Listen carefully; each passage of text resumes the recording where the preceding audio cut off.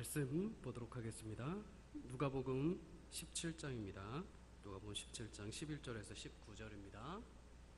신약성경 124페이지 누가복음 17장 11절에서 19절 한 절씩 함께 교독하도록 하겠습니다. 예수께서 예루살렘으로 가실 때 사마리아와 갈릴리 사이로 지나가시다가 한 촌에 들어가시니 문둥병자 10명이 예수를 만나 멀리 서서 소리를 높여 가로되 예수 선생이며 우리를 긍휼히 여기소서 하거늘 보시고 가라사대 가서 제사장들에게 너희 몸을 보이라 하셨더니 저희가 가다가 깨끗함을 받은지라. 그 중에 하나가 자기의 나은 것을 보고 큰 소리로 하나님께 영광을 돌리며 돌아와 예수의 발 아래 엎드려 살해하니 저는 사마리아인이라. 예수께서 대답하여 가라사대 10사람이 다 깨끗함을 받지 아니하였느냐? 그 9은 어디 있느냐? 이 이방인 외에는 하나님께 영광을 돌리러 돌아온 자가 없느냐 하시고 함께 읽습니다. 그에게 이르시되 일어나 가라 내 믿음이 너를 구원하였느니라 하시더라. 아멘. 네, 감사합니다. 몇 해 전까지만 해도 우리 청소년들 향해서 우리 또 사춘기의 자녀들 향해서 우리 어른들과 부모님들이 참 많은 걱정을 하던 시기였습니다. 아이들의 행동을 보면서 혀를 차시거나 아니면 앞으로 미래가 어떻게 되려고 이러나 라는 많은 걱정들이 있었습니다. 그런데 그런 한숨을 단번에 사라지게 만든 일이 있었습니다. 모두의 가슴을 아프게 했던 세월호 사건입니다. 세월호 사건 이후에 부모들은 자식을 대하는 태도가 또 어른들은 청소년들을 대하는 태도가 조금씩 달라졌다고 합니다.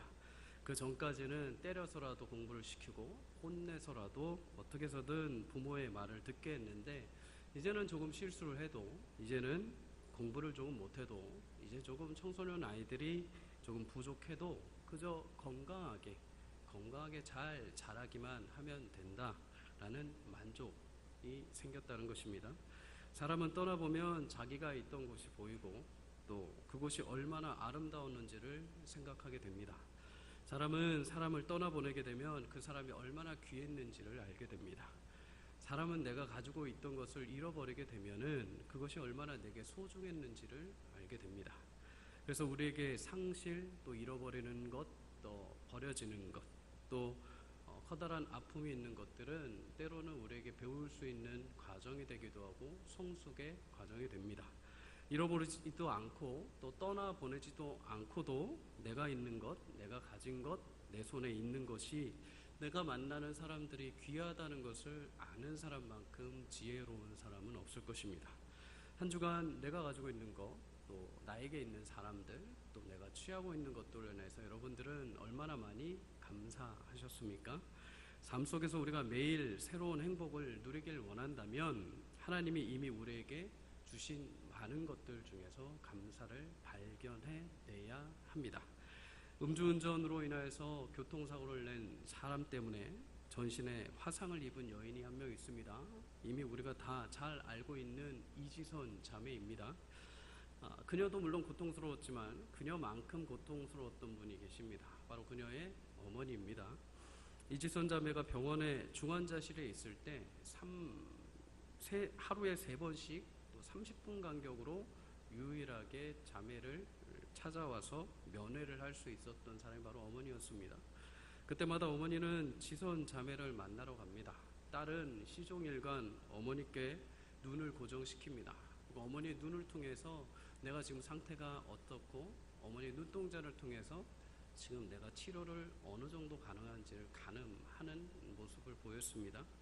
그런 엄마는 어떻게 행동을 해야겠습니까? 아무리 지금 치료가 불가능하고 힘들어하다 하더라도 밖에서 있었던 일들을 쑥 감추고 딸 앞에서는 즐거운 이야기, 재밌는 눈동자의 모습으로 항상 그것을 덮어왔다는 것입니다. 밖에서 일어난 일을 재밌게, 태연하게, 아무렇지 않게 그 눈빛을 통해서 이야기해주고 대화를 했습니다. 그렇게 30분 동안 딸을 보면서 어머니는 쇼 아닌 쇼를 매번마다 그렇게 했다고 합니다. 그런데 지선자매가 이제 일반 병실로 옮겨지면서 이제 상황이 달라지게 됩니다. 하루에 3번, 30번만 쇼해도 되는 거였는데 이제는 매 순간 붙어서 어떻게 해서든 그걸 포장해 내야 했다는 것입니다. 처음 며칠은 그럭저럭 재미있게 아무 일도 아닌 것처럼, 지금 네가 당한 게 아무것도 아닌 것처럼 평범하게 덮을 수 있었다고 합니다. 그런데 도무지 낙심이 되고 절망스러운 마음을 그 계속되는 일정 속에서 덮을 수가 없었다는 것입니다. 아무리 덮고 덮어도 일주일이 지나고 한 달이 가는데 차도가 없어 보이는 모습을 보면서 낭망하는 모습이 자신도 모르게 표현되었다는 것입니다. 그래서 하나님께 이렇게 기도했다고 합니다. 하나님, 저는 감사한 척은 더 이상 할 수가 없겠습니다. 진짜 감사할 게 있어야 감사하지, 도대체 언제까지 제가 이렇게 감사한 척을 해야 합니까? 더 이상 감사할 척 못하겠습니다. 그런데 이렇게 기도를 하고 나니까 하나님이 지혜를 주셨다고 합니다. 한 가지만 찾아봐라. 매일같이 감사할 이유를 딱 하나씩만 찾아보라는 것입니다. 그 뒤로 매일 감사할 거리를 하나씩 찾았다고 합니다. 첫 번째 감사 제목은 딸의 다리가 멀쩡했다는 것입니다. 내 딸이 다리가 멀쩡해서 발은 씻길 수가 있군요. 감사합니다. 온종일 딸을 보면서 그날은 감사했다고 합니다. 두 번째 감사는 내 딸의 엄지손가락이 유일하게 하나 남아있어서 그나마 감사했다는 것입니다. 그 다음 날은 내 딸이 그나마 눈이 멀쩡해서 엄마를 보고 같이 눈동자를 맞출 수 있다는 것 참 감사합니다. 이렇게 매일매일마다 조금씩 숨겨져 있는 감사의 이유를 발견하면서 그 어려운 시기를 지나왔다는 것입니다. 감사는 감정의 반응이 아니라 믿음을 완성시키는 성도의 삶의 태도입니다. 동일한 시간이 주어졌다 하더라도 어떤 사람은 왜 나한테 이 시간밖에 주지 않습니까? 라면서 불평하는 사람이 있는가 반면에 어떤 사람은 동일한 시간이지만 이렇게나 많이 나에게 남아있구나 라면서 최선을 다한다는 것입니다. 사실 감사는 믿음의 자녀들이라고 한다면 필수적으로 행해야 하는 삶의 태도입니다. 왜 그렇습니까? 우리가 예수 그리스도 밖에 있다고 한다면 우리에게 주어진 일들은 감사할 거리를 찾아야 하는 게 당연합니다. 하지만 예수 그리스도 안에 있는 사람들에게는 모든 일이 다 하나님의 계획 가운데 선을 이루기 위하여 진행되어 가는 것입니다. 그래서 심지어 내 뜻과 내 계획으로 되지 않는다 하더라도, 실패하는 일이라 하더라도 하나님의 거대한 역사 안에서 그것이 아름답게 조각조각 맞춰질 것을 우리는 신뢰하기에, 그래서 우리에게 주어진 일들 속에서 우리는 감사를 표현할 수 있는 것입니다. 예수 그리스도 안에 있는 사람들은 결코 모든 일이 헛된 것이 아닙니다. 세상 밖에 있는 사람들은 결국에는 감사할 거리를 찾지만 그 종국에는 사망입니다. 하지만 그리스도 안에 있는 사람들은 그 어떤 결과가 주어지더라도 마침내 이루게 될 것은 생명이기 때문입니다. 사랑하는 성도 여러분, 성도의 믿음은 은혜에서 출발을 합니다. 그리고 그 은혜는 믿음을 타고 마침내 감사의 고백으로 이어져야 합니다. 감사를 표현할 때 진짜 감사가 되고 진정한 믿음의 고백이 되는 것입니다. 봉사를 많이 하고 사역도 많이 하고 헌신도 많이 하는 것 물론 좋습니다.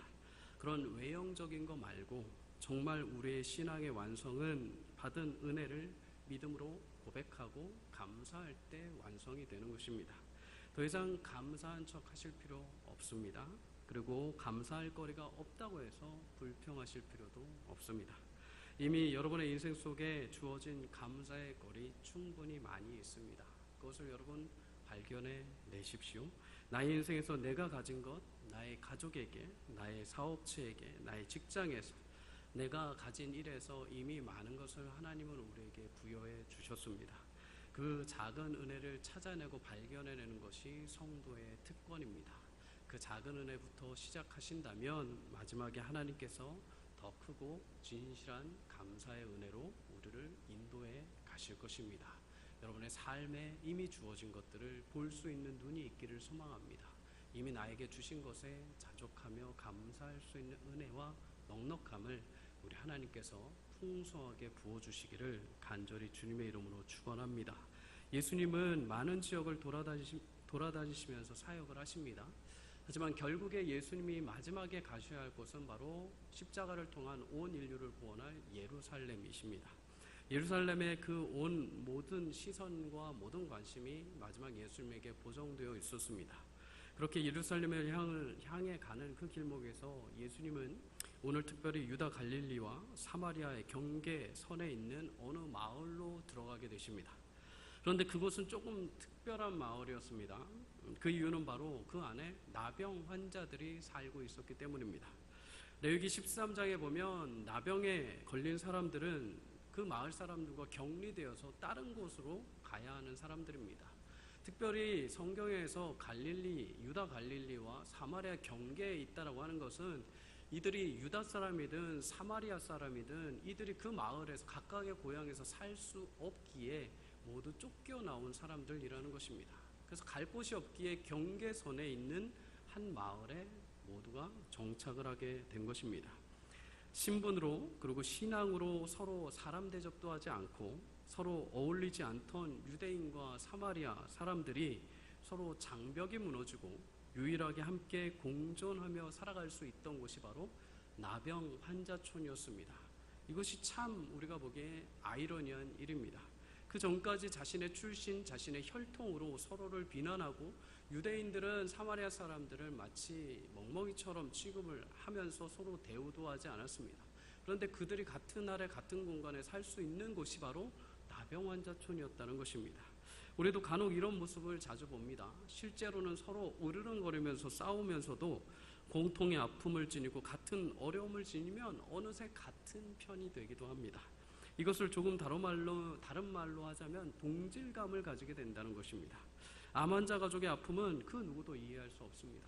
진짜 암 환자 가족의 아픔을 이해하는 사람은 암 환자 가족이 이해를 할 수 있습니다.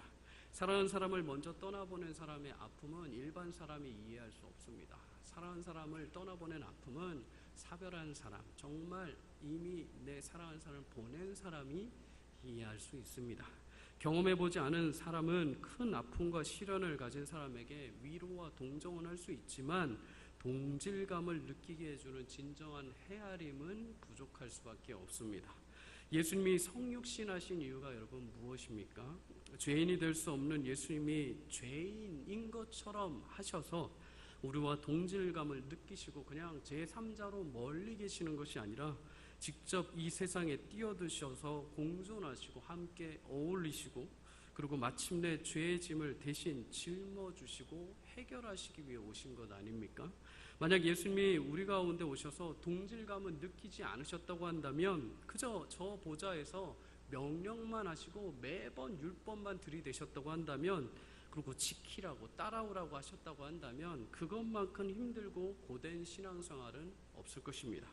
하지만 우리가 고난 가운데 어려움 속에서도 눈물 속에서도 또 이해되지 않는 상황 속에서도 주님이 위로가 되고 격려가 되는 이유가 있다고 한다면 이미 예수님 그분이 우리처럼 인간으로 오셔서 우리의 모든 아픔과 약함을 모두 다 경험하시고 이미 다 누리고 가셨다는 것입니다. 동질감으로 이미 우리를 다 이해해 주신다는 것입니다. 그 동질감이 여러분 어디까지입니까? 우리가 원초적으로 가장 가지는 두려움, 바로 죄에 대한 죽음까지도 예수님은 동질감을 가지고 계십니다. 죄는 모든 것을 덮어버립니다. 어느 출신이든 어떤 교육을 받았건 얼마나 벌건 어디 아파트에 살건 그건 중요하지가 않습니다. 죄는 모든 것을 무의미하게 만듭니다. 무슨 일을 하던 그냥 죄는 결국에 가서 모두 사망으로 인도해 갑니다. 그런데 우리가 말로 죄하니까 별로 안 와닿지 이 죄가 얼마나 무거운지 예수님의 기도를 통해서 우리는 알 수 있습니다. 여러분 예수님이 왜 매일 저녁마다 하나님을 부여잡고 그렇게 간절히 땀방울 핏방울처럼 흘릴 정도로 기도를 하셨습니까? 예수님 정도면은 충분히 그냥 여유롭게 주무시고 여롭게 사역하시면 되지 않겠습니까? 그런데 왜 그렇게 옷을 입고 끊임없이 기도하시면서 매달리셨습니까? 여러분 그 이유는 죄의 짐이 너무 무거웠기 때문입니다. 본인이 지신 죄도 아님에도 불구하고 온 인류의 죄를 짊어지시니까 그게 너무나 무거운 겁니다. 죄로 인한 사망이라는 것이 그만큼 처절하고 여러분 비참하고 무거운 것입니다. 그래서 오죽하면 이 잔을 내게서 옮겨달라고 예수님도 하소연을 하십니다. 우리는 그렇게 무거운 죄의 짐 아래 놓여있던 사람들입니다. 예수님조차도 감당하기 무거웠던 죄입니다. 그런데 그 무거운 죄를 덮고 새로운 것으로 가볍게 만드는 것이 있습니다. 바로 사랑입니다. 베드로전서 4장 8절의 말씀처럼 사랑은 허다한 죄를 다 덮습니다. 이 사랑의 시작이 바로 예수님으로 시작이 된 것입니다. 자기들끼리 모여봐야 그저 죽음의 한계밖에 경험하지 못하고 그냥 네 구름이 어쩌고 네 손가락이 하나 사라졌고 네 머리가 더 빠지고 그거밖에 할 수 없는 나병 환자들에게 예수님은 사랑이라는 이름으로 그들의 마을을 찾아가시고 그들의 곁에 가까이 다가가신 것입니다. 그리고 십자가의 은혜를, 그 생명의 물꼬를 그들에게 터주신 것입니다. 그 생명의 물꼬가 예수님을 통해서 나병 환자 그 마을에 흘러갑니다. 자신들의 부정함으로 인해서 사람들을 가까이 할 수 없었던 나병 환자들은 예수님이 오시는 모습을 보면서도 가까이 갈 수가 없었습니다. 나병 환자들의 철칙은 사람들이 혹여라도 자신들에게 가까이 오면 자신의 부정함을 알리기 위해서 큰 소리로 외쳐야 했습니다. 그것과 동일하게 예수님이 오셨음에도 불구하고 가까이 가지 못하고 저 멀리 서서 예수님을 향해 그냥 외칩니다. 예수 선생님이여 우리를 긍휼히 여겨주십시오. 불쌍히 여겨주십시오. 이렇게 처절하게 외쳐대는 나병 환자를 향해서 예수님이 어떻게 행하십니까? 예수님 손을 대지 않으십니다. 고민하지도 않으십니다. 그리고 멋지게 폼 잡지 않으십니다. 때론 땅에 침을 뱉어서 그걸 꺼내셔서 피부에 바르시지도 않습니다. 그냥 딱 한마디 하십니다. 제사장에게 가라. 그리고 너희 몸을 제사장에게 보여주어라. 당시 나병이 치료가 되는 과정은 자신의 병이 낫게 되었을 때 제사장에게 가서 그 병이 나았는지를 확인하고 공포를 하는 과정이 필요했습니다. 그런데 예수님은 아직 치료가 되지도 않은 나병 환자들을 향해서 제사장에게 가서 몸을 보이라고 말씀을 하십니다. 여러분, 그렇다면 예수님이 율법을 어기신 것일까요? 성경은 그것을 말하려는 것이 아닙니다. 예수님의 능력은 어떤 행위에서 나오는 것도 아니고 예수님은 그 자체적으로 이미 충분하시고 충만한 능력이 있으신 분이십니다. 거대한 손을 모으실 필요도 없고 준비 운동을 하실 필요도 없고 누구의 허락도 필요가 없으신 분입니다. 그분은 그냥 그 자체가 신적인 능력을 가지신 분입니다. 동시에 치료의 모습도 없이 그냥 제사장에게 가서 보여주라고 말씀하십니다. 질병에 치료된 것을 제사장에게 공포는 해야 하지만 그 질병까지 치료하시는 분이 누구라는 것입니까? 예수님이라는 것입니다. 사랑하는 성도 여러분, 예수님은 만물의 주관자이시며 통치자이시며 치유자 되십니다. 이것을 우리는 머리로는 모두 다 잘 압니다. 분명히 나병 환자들도 여러분 잘 알고 있었을 것입니다. 그래서 예수님을 향해서 그토록 간절하게 외쳤을 것입니다. 그런데 그 다음입니다. 분명 제사장에게 가라라고 말씀하시는 그 순간에는 아직 나병 환자의 몸은 하나도 낫지 않은 상태였습니다. 분명 예수님의 명령이 떨어졌는데 지금 내 손가락은 여전히 잘려나가 있고 고름이 여전하고 여전히 증상은 똑같다는 것입니다. 만약 이런 상태로 제사장에 갔다가 오히려 돌 맞아서 죽을 확률이 훨씬 더 높았을 것입니다. 그런데 예수님의 말씀을 들은 나병 환자 10명이 여러분 어떻게 행동을 합니까? 마치 약속이라도 하듯이 10명 모두가 동시에 제사장을 향해서 뛰어갑니다. 신앙생활은 늘 그렇습니다. 무엇인가 확정적으로 보고 싶은데 보여지지가 않습니다. 아직 가는 길을 향해서 내가 뚜렷하게 무엇인가를 보고 싶은데 보이지가 않습니다. 하나님을 향해서 우리가 끊임없이 질문하지 않습니까? 하나님, 제가 지금 가는 길이 이게 맞습니까? 하나님 부르심을 받고 이 길을 가는데 정말 이 길이 확신할 정도로 정말 맞습니까? 하나님, 지금 제가 추구하는 이 사역의 목적이 맞습니까? 제가 지금 가는 이 방향이 맞습니까? 라고 물어볼 때 하나님은 거기에 대해서 우리에게 대답하지 않으십니다. 거꾸로 하나님은 우리에게 무엇을 요구하십니까? 나 여호와를 네가 지금 보고 있냐는 것입니다. 나 여호와를 신뢰할 수 있냐는 것입니다. 내가 지금 인도해 가는 것을 너는 알고 있냐라는 것입니다. 여러분, 우리는 뚜렷한 것을 보고 가는 사람들이 아닙니다. 두렵지만 가는 사람들입니다. 안개가 있지만 가는 사람들입니다. 희미하지만 가는 사람들입니다. 그런데 무엇에 의지하여 가는 것입니까? 예수님의 말씀에 의지하여 가는입니다. 예수님의 말씀에 의지하여서 우리는 믿음으로 가는 사람들입니다. 믿음에 의지하여서 우리는 용기를 내서 한 발을 내딛는 사람들입니다.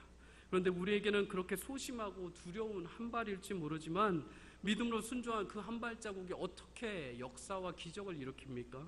14절에서 말씀합니다. 그들은 가차없이 한 발을 내딛었습니다. 아직 구름이 나오는 그 다리로 그냥 가차없이 내딛습니다. 그런데 가다 보니까 이미 깨끗해져 있다라는 것입니다. 여러분, 믿음으로 가서 제사장 앞에 가니까 그 앞에서 깨끗해진 것이 아니라 믿음의 행동은 믿음의 한 발을 내딛는 순간 이미 그 시작이 이미 기적의 시작이라는 것입니다. 믿음은 행동을 수반하게 됩니다. 그런데 그 믿음의 행동은 시작과 함께 하나님의 일을 만들어내는 것입니다. 우리의 믿음의 발걸음은 분명 작고 미비할 수 있습니다. 두려움 가운데 한 발을 어정쩡하게 내디딜 수 있습니다. 그런데 그럼에도 불구하고 성경은 그 한 발 내디딤이 이미 완성된 시작을 향하여서 온전히 걸어가는 성도의 발걸음이라고 말씀합니다. 하나님의 말씀의 완성의 시작이 이미 이루어졌다고 우리에게 약속을 하십니다. 사랑하는 성도 여러분, 분명 현실은 다릅니다. 현실은 고름이 떨어지고 현실은 눈이 처지고 손 발톱이 떨어져 나갈 정도로 처절한 나병 환자 같은 삶을 우리는 살아갑니다. 그런데 회복을 명하신 하나님의 말씀에 순종해서 한 발을 내딛는 순간 하나님의 역사는 이미 시작되었다는 것입니다. 거창하게 우리가 무엇이 되어서 그때 가서 하나님이 일하시는 것이 아니라 믿음, 작고 보잘것없는 믿음이지만 내가 주님 믿습니다 하고 한 발짝 내디딜 때 이미 하나님 나라가 내 삶 가운데 이루어지고 역사가 시작되었다는 것입니다. 그래서 오직 의인은 믿음으로 사는 것입니다. 보여서 사는 것이 아니라, 계산해서 사는 것이 아니라, 어떤 철저한 전략으로 사는 것이 아니라 믿음으로 사는 것입니다. 내 생각과 이성과 상식이 맞지 않는다 하여서 주여, 제가 지금 증상이 조금 낫는 것을 보고 달려가겠습니다. 혹시라도 안 나오면 어떡하겠습니까? 그런 것이 아니라 주님 말씀하셨다고 한다면 제가 달려가겠습니다. 주님 말씀하심에 내가 오늘 빈 털터리로 이 새벽에 그냥 그물을 빈 걸로 돌아왔지만 다시 나가서 오른쪽에 배를 대고 그물을 내리겠습니다. 주님, 내가 믿음으로 한 걸음을 내딛습니다. 두렵지만, 보이지 않지만, 불확실하지만, 힘들지만 그래도 믿음으로 주께서 말씀하시니 제가 내딛습니다. 여러분, 그러면 이미 우리는 그 결과를 얻은 사람들입니다. 이미 그 결과가 우리 손에 아름답게 열매 맺게 약속이 주어졌다는 것입니다. 사랑하는 성도 여러분, 오직 우리는 믿음으로 주님 앞에 섭니다. 믿음으로 주님을 향해서 달려갑니다. 내 손에 무엇이 주어져서 우리는 어느 정도 80% 안도감을 가지고 가는 사람들이 아닙니다. 어느 정도 내 계획적으로 맞아서 확신이 차서 가는 사람들이 아닙니다. 불확실함에도 불구하고 이미 주님께서 걸어가신 그 길을 우리도 똑같이 동일하게 믿음으로 함께 걸어가는 사람들입니다. 오늘도 그 믿음을 우리 가운데 성령 하나님께서 부어주시기를 소망합니다. 여전히 갈팡질팡하고 있는 우리의 마음 가운데 조금의 1%라도 확신과 믿음을 주셔서 용기 있게 한 발을 내디딜 수 있게 주님께서 은혜 베풀어 주시기를 소망합니다.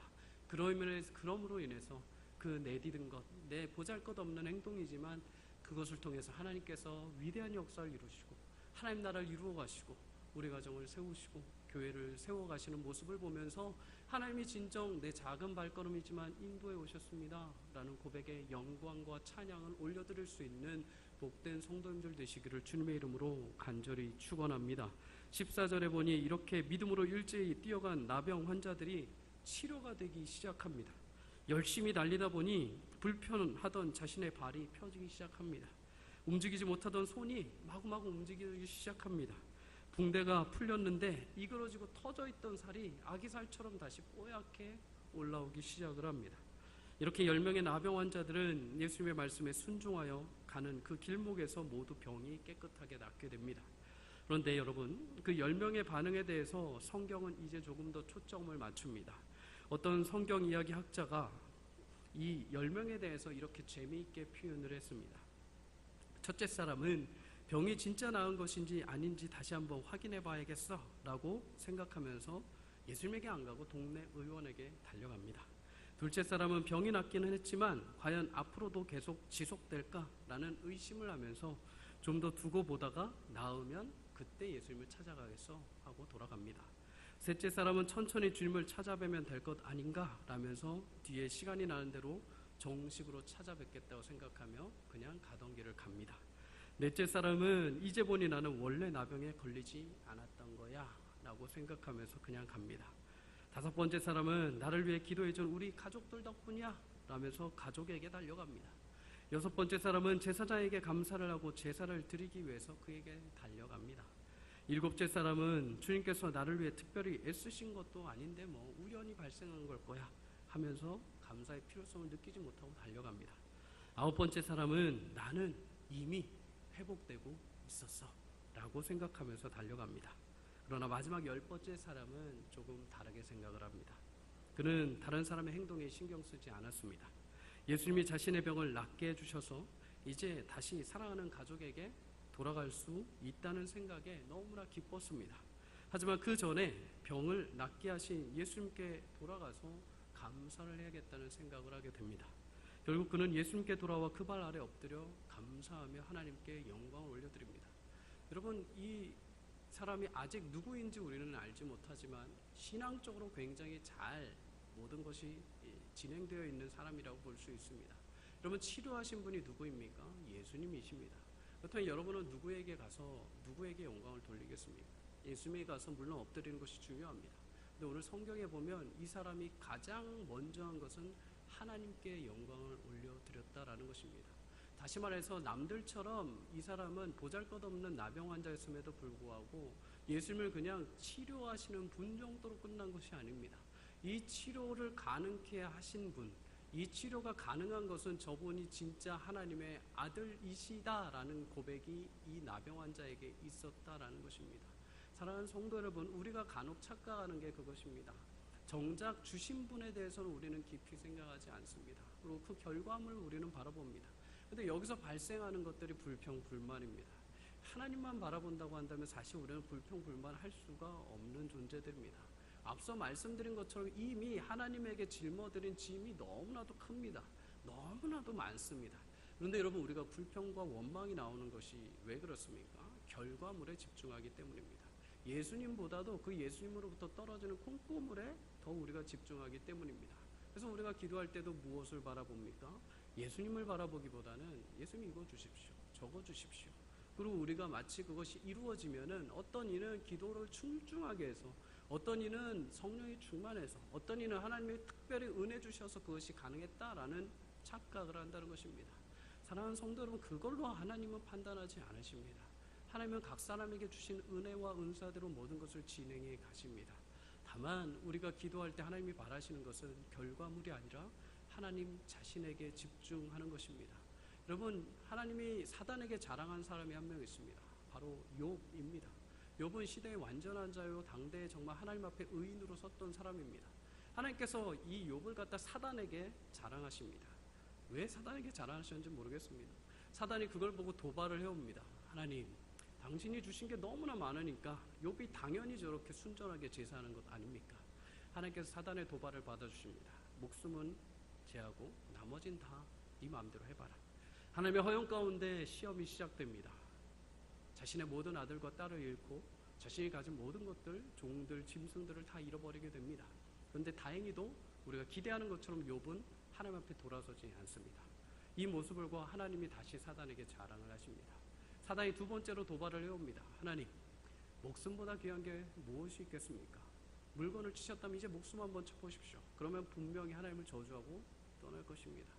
하나님께서 허락하십니다. 목숨은 놔두고 몸은 마음대로 해라. 그래서 주어진 것이 바로 피부병이었습니다. 너무나 가려워서 기왓장을 긁어도 시원하지가 않아서 피가 나오는지도 모를 정도로 긁을 정도의 극심한 고통 가운데 들어가게 됩니다. 근데 여러분, 이 싸움은 누구의 싸움입니까? 욥의 싸움이 아닙니다. 하나님과 사단의 싸움입니다. 근데 여러분, 하나님이 무엇을 위한 싸움이십니까? 욥에 대한 확신의 싸움이십니다. 다시 말해서 욥이 지금 나를 경외하는 것은 내가 준 결과물 때문에 나를 경외하는 것이 아니라 나 여호와 자체만으로 욥이 지금 나를 경외한다는 것입니다. 이 싸움을 증명해내시기 위해서 하나님은 사단의 도발을 허락하신 것입니다. 그리고 마침내 증명을 해내시는 것입니다. 사랑하는 성도 여러분, 여러분과 저에게도 하나님은 동일한 마음을 품고 계실 것입니다. 우리에게 주어지는 결과로 하나님을 쫓아가는 것이 아니라 하나님 자체만, 하나님 그분 한 분만으로 기뻐하고 만족하는 믿음을 오늘도 우리에게 구하고 계십니다. 여러분, 주시는 분을 향해서 먼저 초점을 맞추십시오. 주신 분을 향해서 초점을 맞추면 주님께서 우리의 필요한 것들은 이미 다 공급을 하십니다. 그런데 주시는 분의 그 결과물에 초점을 맞추게 되면 오히려 불편과 원망이 발생하게 되는 것입니다. 부디 우리 사랑하는 평안의 모든 성도 여러분이 주님이 주시는 것보다도 주실 주님을 향해서 초점을 맞추고 의식을 두고 믿음으로 그분을 바라보며 온전히 신앙의 길을 걸어갈 수 있는 복된 성도님들 되시기를 주님의 이름으로 간절히 축원합니다. 여기서 본문에서 특별히 10번째 사람에게 오늘 성경은 집중을 합니다. 성경은 15절과 16절과 18절을 통해서 그가 누구인지 점점 좁혀갑니다. 그 중에 하나 사마리아인 그리고 이방인이라는 것입니다. 유대인 하면은 스스로 아브라함의 자손이요 구원받은 사람이라고 자신들 스스로 특출난 사람들이라고 자부하던 사람들이었습니다. 그에 반해서 사마리아인들은 앞서 말씀드린 것처럼 유대인들로부터 멸시와 천대를 받던 사람들입니다. 그런데 오늘 예수님이 행하신 치유의 행적이 그를 보내신 하나님이 행하신 것을 정확히 알고 돌아와서 영광의 감사를 올린 사람은 바로 유대인이 아니라 사마리아인이라는 것입니다. 유일하게 사마리아인 혼자 와서 예수님께 경배하는 모습을 보면서 예수님이 안타까워하시면서 질문을 하십니다. 나머지 유대인 9명은 어디 가고 이방인 사마리아 사람만이 와서 감사를 하느냐. 여러분, 예수님이 단지 치료에 대해서 어떤 피드백을 받거나 아니면 치료에 대해서 감사를 받고 싶어 하시는 단순한 목적으로 찾으신 것이 아닙니다. 오히려 더 중요한 것을 주셔야 되는 게 있는데 돌아오지 않아서 말씀을 하시는 것입니다. 더 주실 것이 여러분 무엇입니까? 19절에 나오는 것처럼 믿음을 통한 구원입니다. 아무리 놀라운 기적이 일어나고 아무리 죽음의 병에서 고침을 받고 아무리 내 자녀가 떨어질 것 같은 시험에서 붙는다 하더라도 여러분 그거는 구원에 이르는 통로가 될 수가 없습니다. 안타깝게도 9명의 나병 환자들은 질병의 치료가 인생의 끝이고 인생의 마지막 기적인 양 그냥 그것으로 끝내고 돌아가 버렸다는 것입니다. 하지만 치료에 대한 감사, 작은 감사를 하기 위해서 찾아온 사마리아인을 향해서 예수님은 진짜 숨겨져 있는 큰 구원의 감사거리를 주십니다. 작은 감사를 통해서 더 큰 구원의 감사, 진정한 감사의 기적을 사마리아인에게 예수님은 부어주신 것입니다. 언젠가 기막힌 뉴스를 들은 적이 하나 있습니다. 남자 고등학생이 강에서 수영을 하다가 물에 빠졌습니다. 이를 본 청년 하나가 그를 구하기 위해서 강에 뛰어듭니다. 그리고 그 고등학생을 살려냅니다.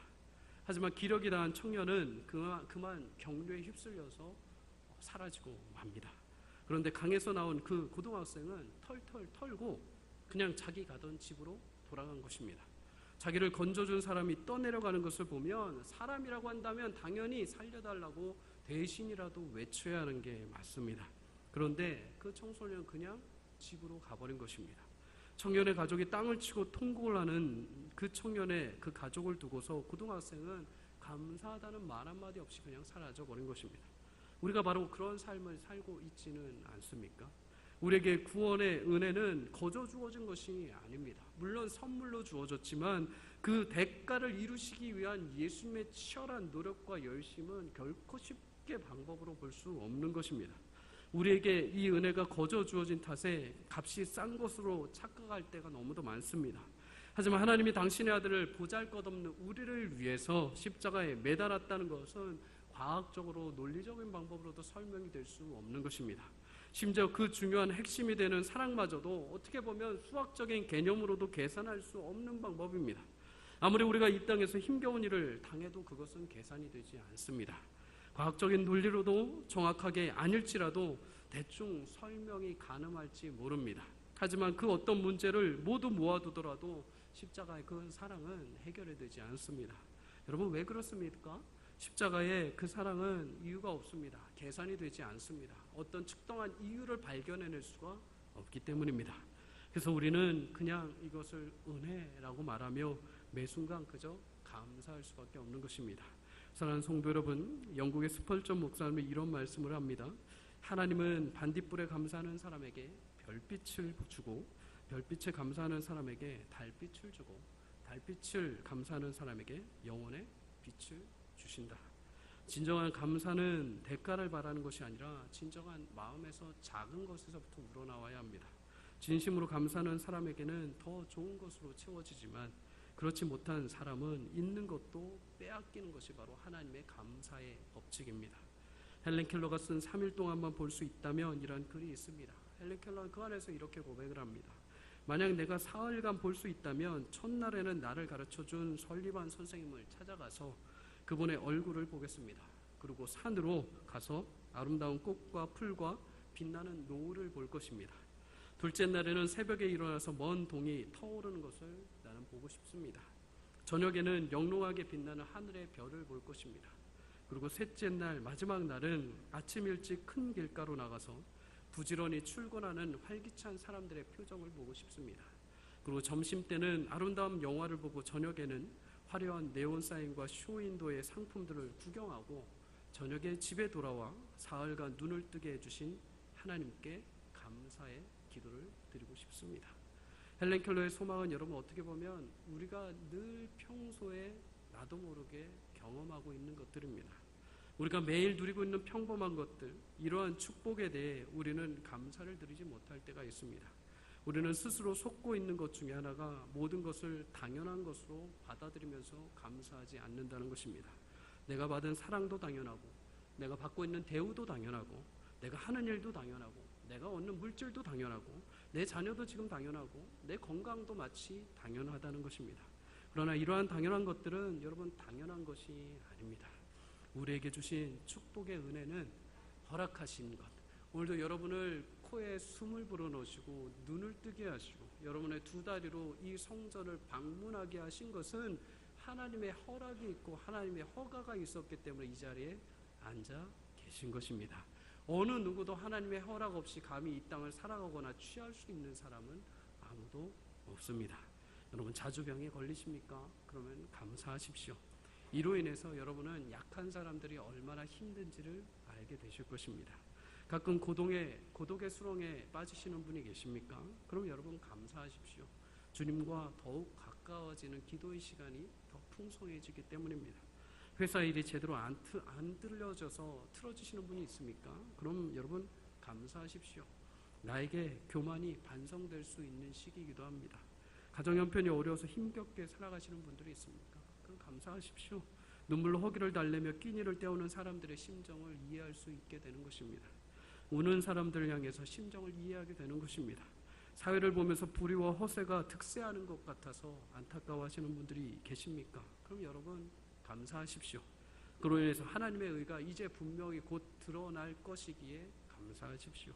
땀과 고생의 잔이 매일 여러분의 삶을 떠나지 않습니까? 그래도 여러분 감사하십시오. 적어도 우리는 아직 살아가고 있다라는 것입니다. 사랑하는 성도 여러분, 여러분이 잠시라도 감사의 단어를 떠올렸다고 한다면 그 오늘 하루 한 주간의 나의 삶, 나의 평생에 있어서 하나님께서 나에게 주셨던 감사의 이유를 떠올릴 수 있는 순간이 있었다고 한다면 감사하십시오. 이 모든 일로 여러분과 하나님은 더욱 가까워지는 계기가 되기 때문입니다. 아주 작은 불평은 서로를 원망하게 만들지만 아주 작은 감사라도 서로에 대해서 큰 감사를 만들어냅니다. 특별히 우리를 십자가의 진리 위에 서게 하신 하나님께 여러분 감사하십시오. 우리가 여러분 왜 감사하지 못하는 이유가 하나 있습니다. 그래서 바로 비교 의식 때문입니다. 여러분 우리가 감사가 힘든 이유 중에 하나가 가장 그것입니다. 어느 목사님께서 사모님에게 이렇게 말씀을 하셨다고 합니다. 나는 나중에 주님을 볼 면목이 없어요. 이렇게 해서 도대체 내가 어떻게 주님 앞에 설 수 있을까요? 여러분 근데 이 목사님은 이름만 대면 모든 사람이 다 알 정도로 한국교회에 거대한 영향력을 끼치셨던 목사님입니다. 그나마 사모님이 이야기를 듣고 대답을 하니까 다행인 거지 만약 다른 사람들이 들었으면 엄청 교만하다고 얘기를 했을 것입니다. 사모님이 목사님의 이 얘기를 듣고 당신은 이미 한국교회와 나라를 위해서 충분히 많은 일들을 했습니다. 당신 같은 정도면은 충분히 하나님 앞에 칭찬받을 만합니다 라고 대꾸를 해줬습니다. 목사님이 이해할 수 없는 이 이야기를 듣고 사모님에게 이렇게 말을 했다고 합니다. 내가 만약 이 땅의 목회자들을 비교했다고 한다면 조금은 더 잘했을 수 있고 더 많은 일들을 했다고 자랑할 수 있을지 몰라요. 그런데 나는 이 땅에 사는 목회자들을 비교하지 않아요. 나는 성경 속 인물들을 비교하며 살아가요. 그들의 확신에 찬 믿음과 고난 속에서 빛을 발하는 그들의 신실한 삶에 비하면 나의 삶은 너무나 누추하고 보잘것없고 부족할 뿐이에요 라고 말씀하셨습니다. 우리는 종종 우리의 시선을 자꾸 옆에 사람에게 둘러봅니다. 그 사람이 얼마나 가졌고 어디에 살고 무엇을 타고 다니는지 그의 자녀들이 무엇을 했는지에 자꾸만 관심을 둡니다. 그러다 보니 정작 나에게 주신 작은 것에 감사하기보다는 남의 떡을 더 크게 봅니다. 비교를 통해서 발견하고 불평과 원망이 발생되기 시작합니다. 물론 우리는 비교를 안 할 수 없겠죠. 여러분 비교를 하십시오. 그런데 여러분 비교의 시선을 어디에 두셔야 됩니까? 이 땅에 나와 동급에 있는 사람들이 아니라 성경 속에 이미 믿음을 걸어간 시대의 민족 앞에 후회 없이 걸어간 믿음의 선조들에게 여러분 두십시오. 처음에는 부족했지만 마지막에는 단 한 명 빼고 모두 예수님과 함께 희생한 12제자들에게, 그리고 예수님을 인격적으로 만나고 전 인생을 복음전도 헌신한 사도 바울에게, 그리고 사자굴 속에서 로마의 핍박 속에서 톱으로 켜고 칼로 배임을 당한 그 고난 속에서도 믿음을 잃지 않았던 믿음의 선배들에게 그 시선을 둔다면 불평과 원망보다는 도전과 위로와 감사가 여러분의 삶에 더 풍성하게 흘러 넘칠 것입니다. 질투는 다른 사람의 복을 세어보는 것입니다. 하지만 진정한 감사는 나에게 주신 작은 복을 세어보는 것입니다. 추수감사주일입니다. 오늘만 특별히 우리가 감사의 의미를 되찾는 것이 아니라 여러분 오늘부터 시작해서 내년의 추수감사주일이 또 돌아오는 그날까지 매일마다 작은 것에 감사하면서 이미 나에게 주신 영원한 생명을 기반 삼아서 믿음으로 주의 길을 쫓아서 늘 평생에 감사가 풍성하게 늘어날 수 있는 복된 하나님의 백성들 되시기를 주님의 이름으로 간절히 축원합니다. 이 시간 우리 함께 잠깐 기도하도록 하겠습니다. 사랑하는 주님, 오늘도 우리 가운데 작은 것 하나, 또 주님께서 세미하게 역사하신 것 하나를 통해서 감사의 의미를 발견하심을 감사드립니다.